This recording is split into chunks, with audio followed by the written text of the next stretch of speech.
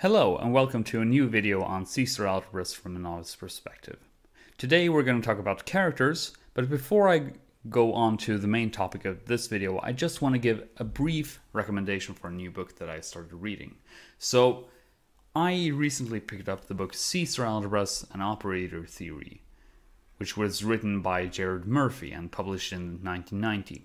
And the previous books I mentioned in I think the first lecture of this on this topic, they're good. They're good books, but this book that I have here is written in a very accessible language, and it's very suitable as an introductory text to the topic. I think it is very self-contained, so to speak. So if you get this book, you don't really need to have complementary material. You can just begin with this one. I think that is a good place to start when it comes to reading up on the topic of Caesar algebras. But with that out of the way, I would like to talk about today's topic, which is we will begin to explore some of the basic Gelfand theory of commutative Banach algebras. And the lecture outline is as follows. We begin by talking about characters and maximal ideals. So we will go over some of the basic notions of what is a character, and then we're going to talk about some basic properties and how they are connected to maximal ideals.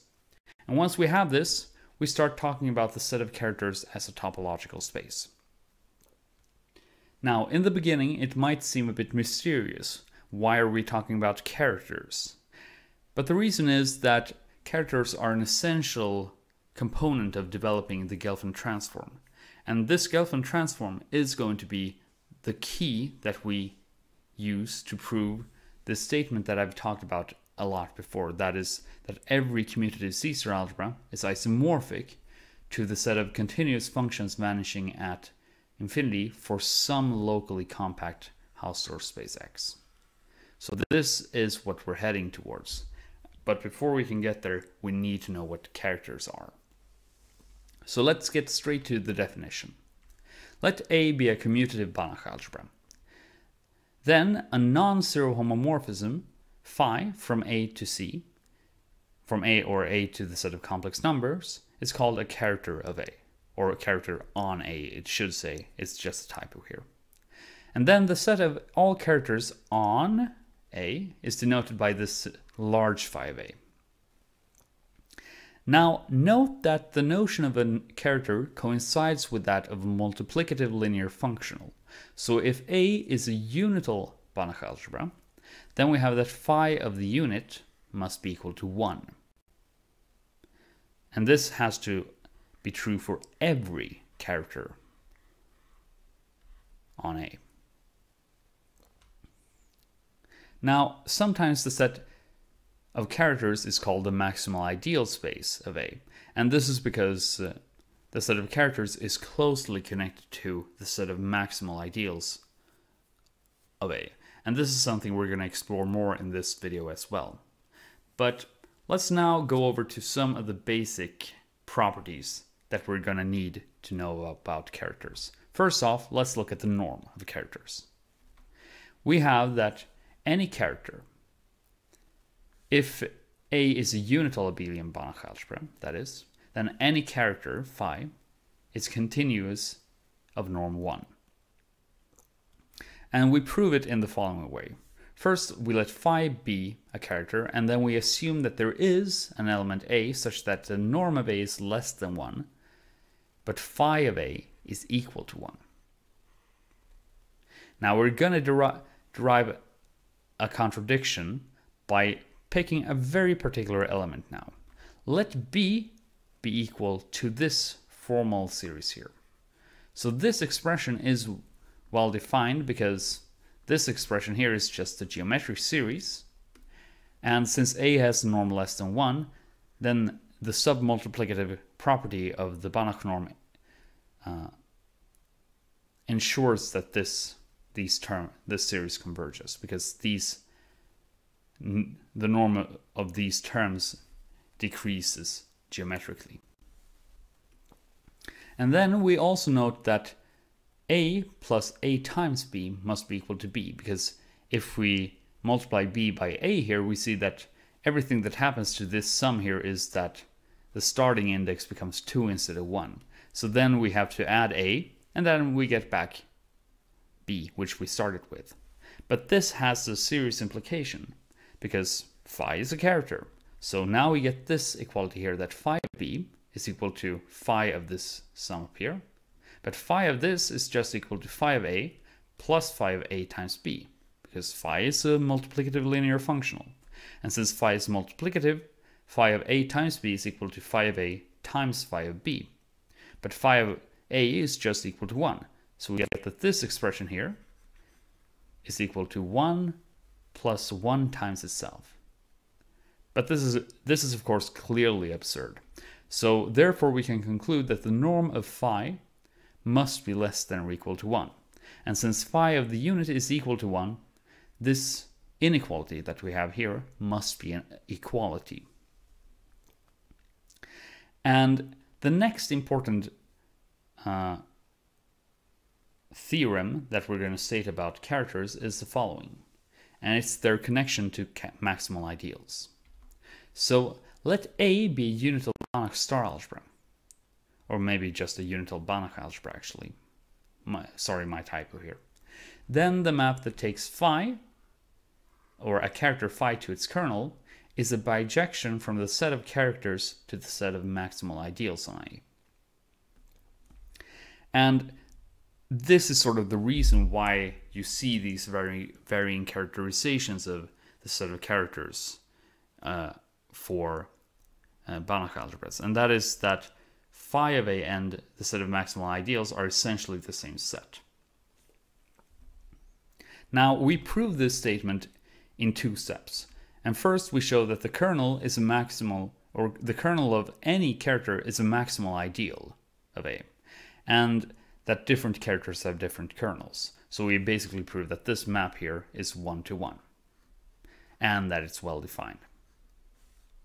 And secondly, we show that any ideal which is maximal is the kernel of a specific character on A.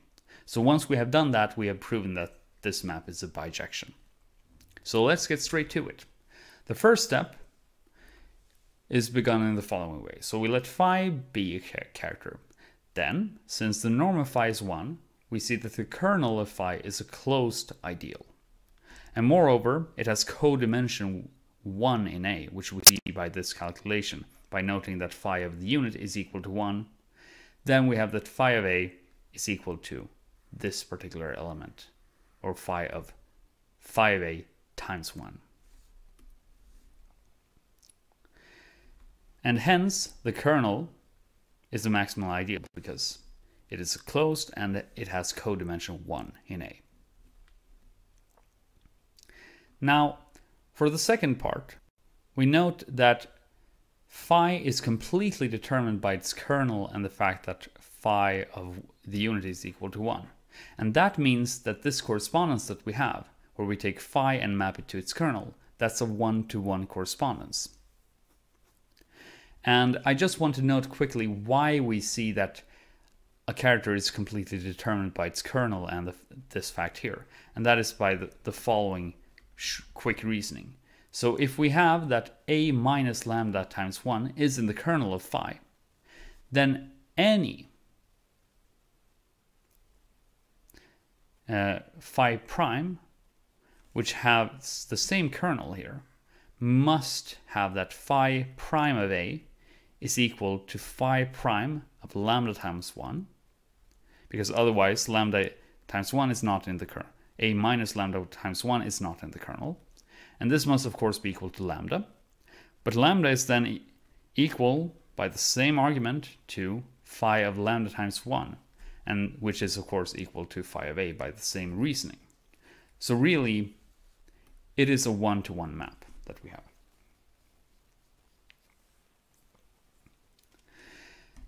But I want to note one little side note before we move on, and that is that note this particular term here.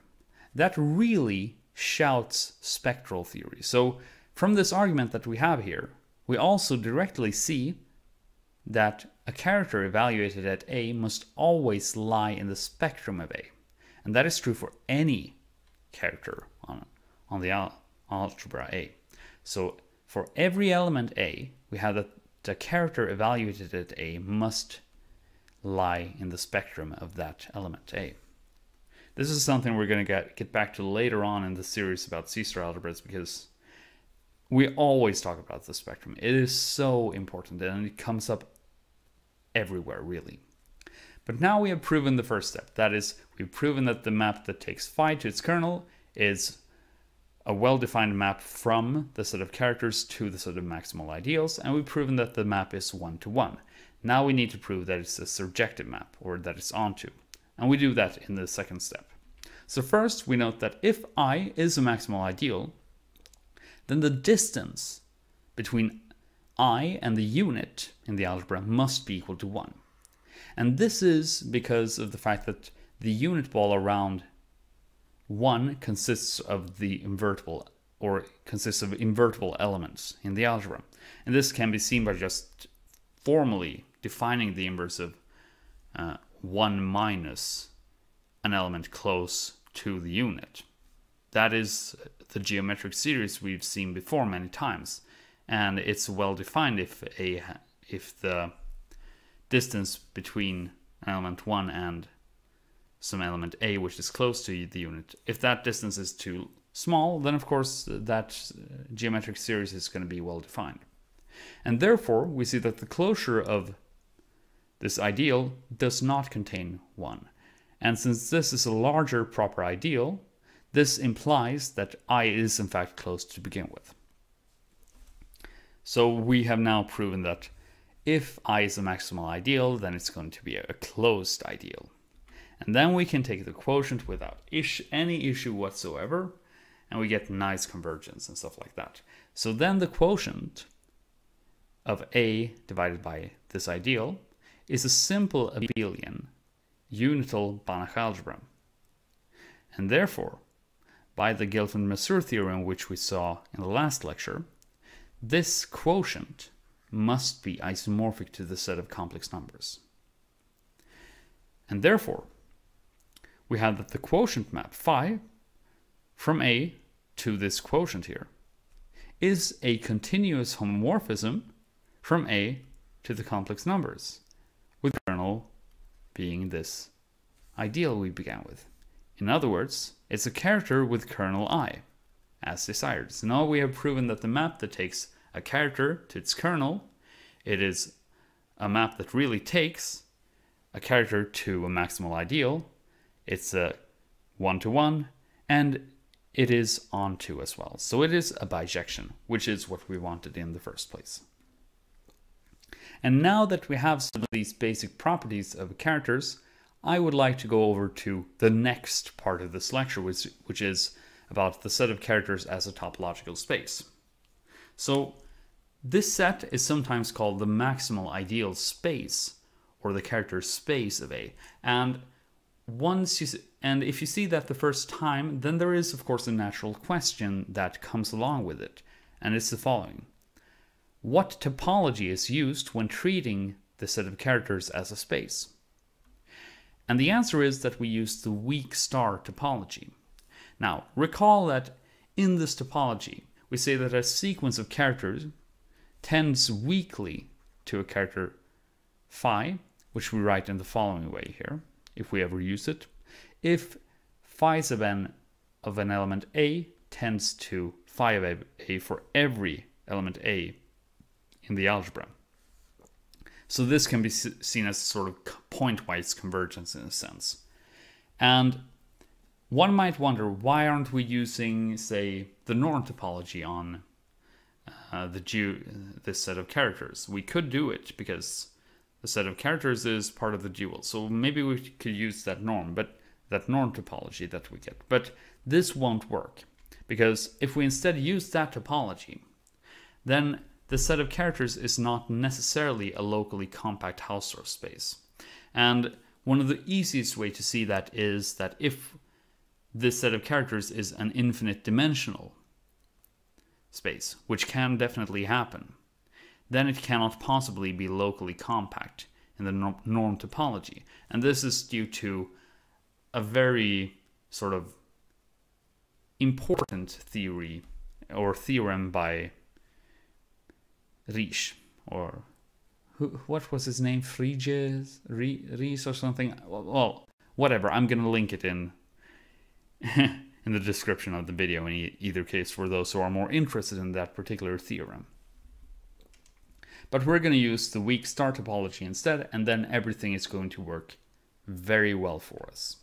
Because this set is a locally compact Hausdorff space. And more precisely, if A is a unital abelian Banach algebra, have I written star here? Then the set of characters is a compact Hausdorff space. And if the algebra is abelian but not unital, then the set of characters is instead locally compact. Now, as we shall see later on, if A is a C-star algebra, then A is isomorphic to this particular function algebra of continuous functions vanishing at infinity. So yeah, this is why characters are so important, because the space of characters is the locally compact Hausdorff space, which really is the core of the commutative Gelfand theorem that states that this particular theorem here. This is why we do it. This particular thing right here is what we're getting to. But maybe not in this video, probably in the next instead.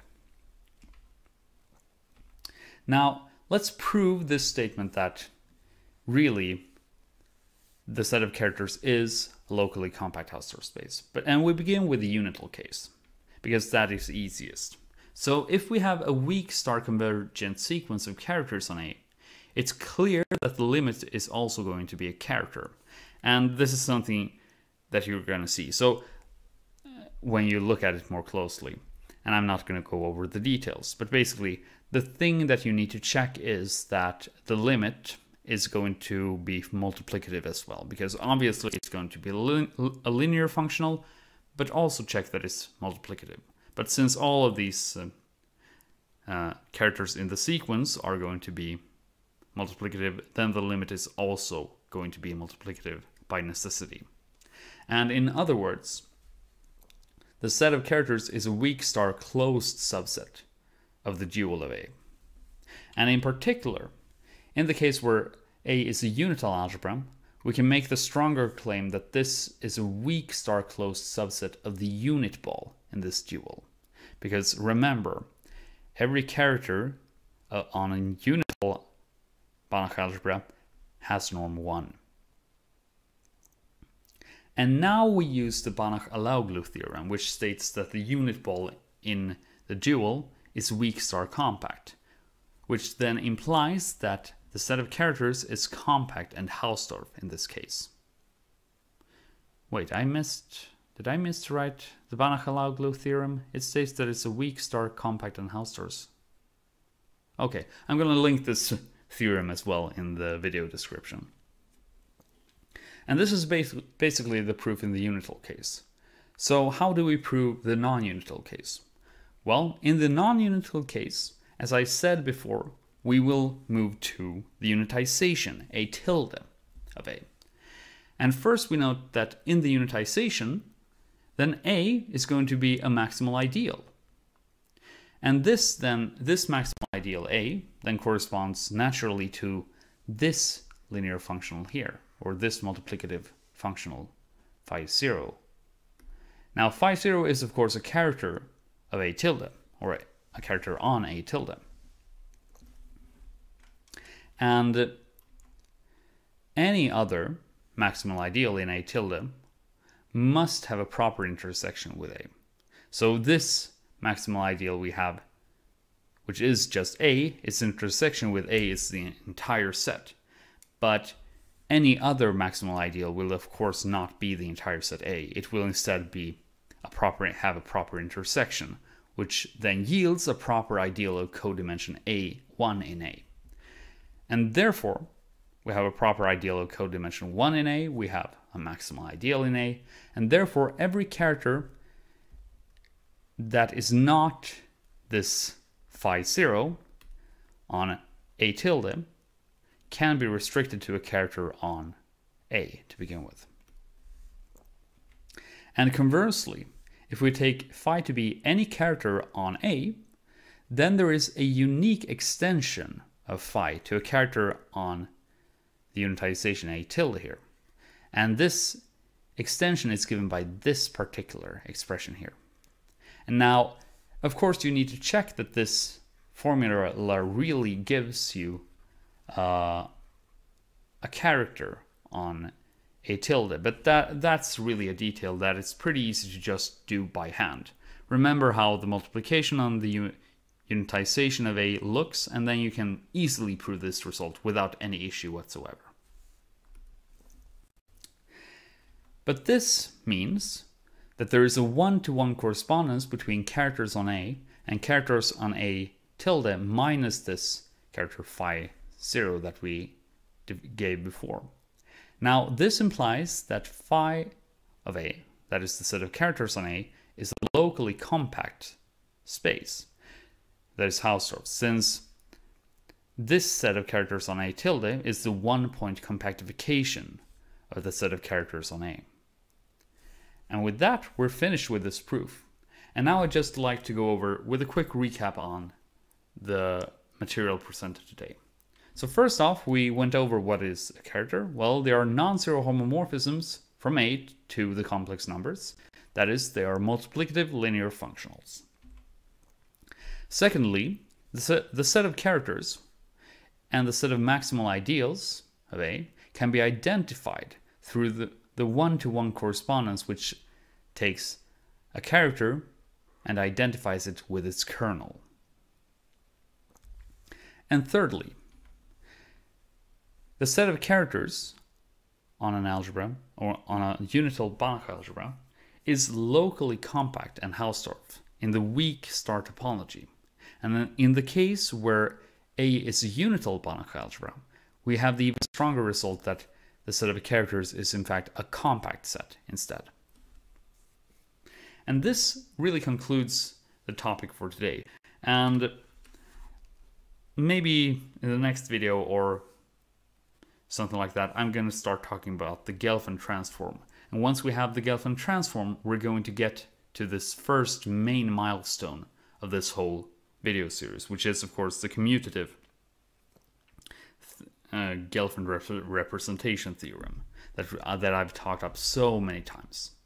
And really, there isn't that much work left to be done on the topic, so I think I will have that video out before Christmas. So until then, have a good time, and hope you learned something new from this video series.